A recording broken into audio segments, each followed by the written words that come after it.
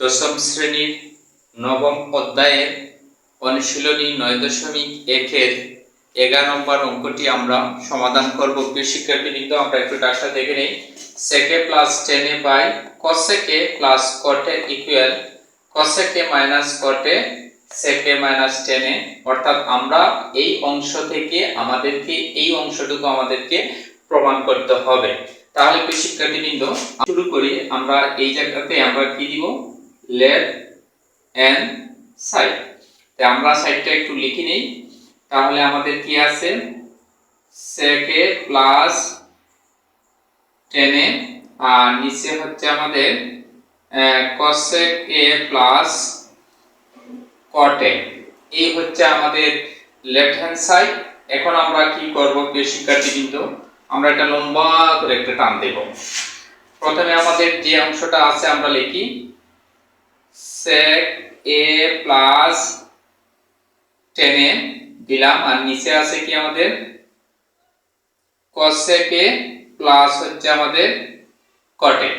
প্রিয় শিক্ষার্থীবৃন্দ, একটু এই জায়গাতে আমাদের কি স্মরণ রাখতে হবে, যেটা দেখো sec a plus tan a, এই উপরের অংশ প্লাস, আর এখানে আছে sec a minus tan a, অর্থাৎ উপর এবং নিচেটার মিল আছে। এরপর হচ্ছে cosec a plus cot a, এখানে হচ্ছে cosec a minus cot a।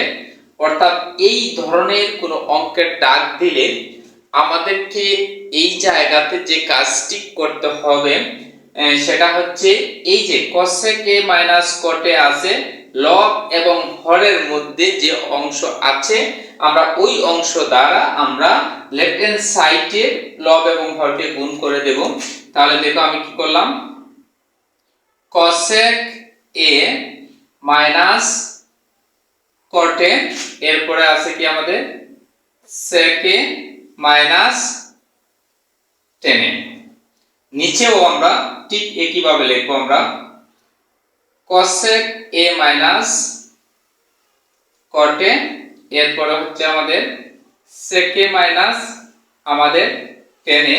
ওই জায়গাতে একটু বিবরণ দিতে হবে। লব ও হরে আমরা কি করেছি? cosec a minus cot a ও এরপর দিব কি sec a minus tan a দ্বারা গুণ করে। তাহলে প্রিয় শিক্ষার্থীবৃন্দ, sec a plus tan a, sec a minus tan a। তাহলে একটা জিনিস লক্ষ্য করো, a plus b, a minus b, তাহলে হবে আমাদের কি sec স্কয়ার a মাইনাস কি হবে tan স্কয়ার a। অর্থাৎ এটা হচ্ছে a plus b আর এটা হচ্ছে a minus b, অর্থাৎ sec a plus tan a, sec a minus tan a। এরপরে বাকি রইল কি আমাদের cosec a minus কি রইল cot a। এখন আমরা যাই হরে, cosec a plus cot a, cosec a minus cot a, অর্থাৎ a plus b, a minus b। আমরা যেটা দিব এখানে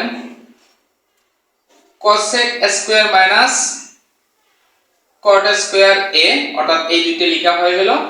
এখন হচ্ছে আমাদের কি হচ্ছে sec a minus tan a।